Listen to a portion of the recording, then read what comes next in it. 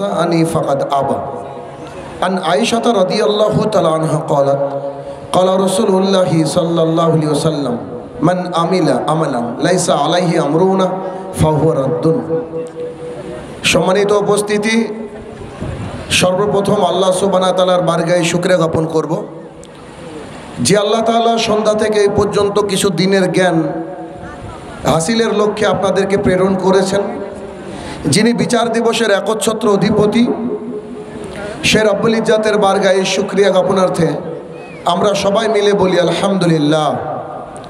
অতঃপর সমগ্র মানব জাতির শিক্ষক, সমগ্র মানব জাতির পথ প্রদর্শক মুহাম্মদুর রাসূলুল্লাহ সাল্লাল্লাহু আলাইহি সাল্লামের উপর শতকোটি সালাত ও সালাম বর্ষিত হোক। আমরা বলি আল্লাহুম্মা আমিন। গাজল অন্তর্গত বৈরগাছি অত্র এলাকায় আজকে আমার বক্তৃতার বিষয় যা দেওয়া হয়েছে তা হচ্ছে নেশাদার দ্রব্য। উক্ত বিষয়ে তথ্য এবং তত্ত্ববহল আলোচনা করার চেষ্টা করব ইনশাআল্লাহুল আজিজ। আমরা এখানে যারা উপস্থিত রয়েছি আমরা সবাই মুসলমান। তো একজন মুসলমানের নৈতিক দায়িত্ব এবং কর্তব্য হচ্ছে সে কোরআন এবং সুন্নাহকে মেনে নেবে, ঠিক তো নাকি? কথা বলেন। একজন হিন্দু ও যদি মনে করে যে আমি কোরআন মানব না, আমাদের কিছু বলার নেই। একজন খ্রিস্টান ও যদি এসে বলে যে আমি কোরআনকে মানি না, তা আমাদের কিছু করার নেই। কিন্তু একজন মুসলমান ও যদি বলে আমি কোরআন মানি না, তাহলে ভীষণ অন্যায়, ঠিক না? কারণ কোনো মানুষকে যদি মুসলমানকে মুসলমান থাকতে হয় তাহলে মিনিমাম কি লাগবে? কোরআন এবং সুন্নাহ যেটা ও যেন মেনে চলে, এই টেন্ডেন্সি, এই প্রবণতা তার মধ্যে থাকতে হবে। আচ্ছা, যদি তাই হয় তো আমরা হচ্ছে মুসলমান খায়রা উম্মাহ, উন্নত জাতি। উন্নত জাতি যারা, তারা সামান্য একটা কোরআনুল কারীমের আয়াত, সামান্য এই শব্দের অর্থ হচ্ছে খুব ছোট, ছোট থেকে ছোট, অথবা রাসূলুল্লাহ সাল্লাল্লাহু আলাইহি সাল্লামের মুখ নিঃসৃত বাণী, হাদিস যদি সে পেয়ে যায়, তাতে যদি তার জীবন পরিবর্তন হয়, তাহলে আমাদের জন্য ছোট্ট একটা কোরআনের আয়াত এবং একটা হাদিসই যথেষ্ট, ঠিক না? কথা বুঝছেন তো আমার? যারা হেদায়েত পাওয়ার, সামান্য ছোট্ট একটা বিষয় নিয়ে হেদায়েত পায়। আর যারা মনে করে যে আমরা হেদায়েত পেয়ে গেছি, গোটা কোরআন এবং সুন্নাহ তাকে শুনিয়ে দেন। ও যদি বিভ্রান্তির দলে থাকে, তাহলে আপনি আমি গোটা পৃথিবীর মানুষ যদি চেষ্টা করি, তো তারা সঠিক পথে আসবে না। কথা বুঝলেন কিনা? পৃথিবীর বুকে আল্লাহ সুবহানাহু ওয়া তাআলা যত নবী রাসূল পাঠিয়েছিলেন, তার মধ্যে সবচেয়ে প্রিয় অন্যতম নবী, যাকে ফাইনাল রেগুলেশন, এই কনস্টিটিউশন, সংবিধান কোরআনুল কারীম নিয়ে পাঠিয়েছেন, তিনি মুহাম্মদুর রাসূলুল্লাহ সাল্লাল্লাহু আলাইহি সাল্লাম। তার চাচার নাম হচ্ছে আবু লাহাব।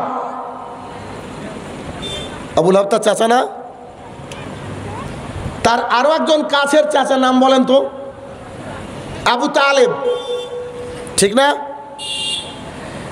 তো তার চাচা আবু লাহাব, চাচা আবু তালেব, রাসূলুল্লাহ সাল্লাল্লাহু আলাইহি সাল্লামের কথা তারা শুনেছে, প্র্যাকটিক্যাল দেখেছে, ওহী নাজিল হয়েছে তাও দেখেছে। তারপরেও উভয়ের যে অবস্থা, কোরআন এবং সুন্নাহ থেকে বুঝতে পারি যে উভয় জাহান্নামী। তার মানে যার অন্তরটা বাঁকা হয়ে আছে, তাকে যদি রাসূলুল্লাহ সাল্লাল্লাহু আলাইহি সাল্লাম ওয়াজ নসিহত করে, সেই ব্যক্তির অন্তরটা সোজা হবে না।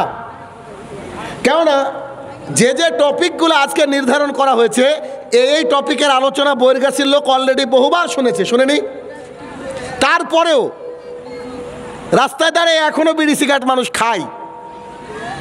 এই অত্র এলাকায় বহু মুদিখানার দোকান আছে যেখানে পান, বিড়ি, জর্দা, গোল সিগারেট বিক্রি হয়। অথচ তাদেরকে জিজ্ঞাসা করেন, তাদের নাম হচ্ছে মোহাম্মদ আব্দুর রহমান। মোহাম্মদ শাহিনুর রহমান, ঠিক বলছি তো? তার মানে মুসলমান, তারপরে নেশাদার দ্রব্য ছাড়তে পারেনি। তার মানে আসলে এই ব্যক্তি আল্লাহ তাআলার কাছে মুসলমান নয়, নামকা বাস্তে দুনিয়ার বুকের মুসলমান। এটা হচ্ছে আমাদের বেশিরভাগ মানুষের বৈশিষ্ট্য। আপনাকে দেখাই কোরআন আর বাস্তবতা, আপনি আমার একটা কথা এদিক ওদিক করতে পারবেন না। কেমন? আপনাদের সবাইকে প্রশ্ন করছে, উত্তর দিবেন। আজকে যদি এখানে একটা জলসার আয়োজন না করে একেবারে টিভির একটা অনামী শিল্পী আসতো, অনামী টিভি সিরিয়ালের, আল্লাহর কসম করে বলেন তো ওই জায়গা ফাঁকা থাকতো? কি থাকতো? রাস্তায় কি গাড়ি নিয়ে যাওয়ার অবস্থা থাকতো? বুড়ো লোকগুলো কি বাড়িতে থাকতো? দরকার মুখে রুমাল বেঁধে, মাস্ক বেঁধে পাশে গিয়ে দাঁড়িয়ে থাকতো। এটা বাস্তবতা। কিন্তু আজকে দিনের মাহফিল, দিন ইসলামের কথা আলোচনা করা হচ্ছে। পশ্চিমবঙ্গের অন্যতম একজন রত্ন মানুষ, তিনি আলোচনা করে গেলেন। তা আপনারা অনেকেই আসেননি গ্রাম থেকে, স্বাভাবিক। সবাই আসলে জায়গা দেওয়া সম্ভব হতো না। কিছু জায়গা ফাঁকা আছে, আরও কিছু লোক বসে আছেন, কিছু লোক দাঁড়িয়ে আছে। তাহলে বোঝা যাচ্ছে যে কোরআন এবং সুন্নাহ থেকে কি নেকি পাওয়া যায় কি যায় না? কোরআন এবং সুন্নাহ শুনে নেকি পাওয়া যায় কি যায় না? যায়। আচ্ছা, গান এবং বাজনা এবং ডান্স দেখলে কি নেকি পাওয়া যায়? যায় না। অথচ আপনারা এখনই সাক্ষী দিলেন যে এখানে যদি একটা অর্কেস্ট্রা হতো, গান নাচ হতো, মানুষকে জায়গা দেওয়া যেত না। তার মানে খারাপের দিকে মানুষ বেশি। কথা কি বুঝতে পারছেন? আমার কথা বেশি বলি না, আমি অল্প কথা বলি আপনাকে বোঝানোর জন্য। এবার আল্লাহ সুবহানাহু ওয়া তাআলা কোরআনুল কারীমের মধ্যে বলছেন, হে মুহাম্মদ সাল্লাল্লাহু আলাইহি ওয়াসাল্লাম শোনো। জি আল্লাহ বলেন, যারা সংখ্যায় বেশি তাদের সাথে যেও না গো, এরা সবাই পথভ্রষ্ট। এরা এমনি বিনা দলিলে সব কিছু মানে। যারা সংখ্যায় বেশি তাদের সাথে যেও না, তারা তোমাকে পথভ্রষ্ট করে দিবে। যারা সংখ্যায় বেশি তাদের সাথে তোমরা যেও না, তারা কি করবে? তারা তোমাকে পথভ্রষ্ট করে দিবে।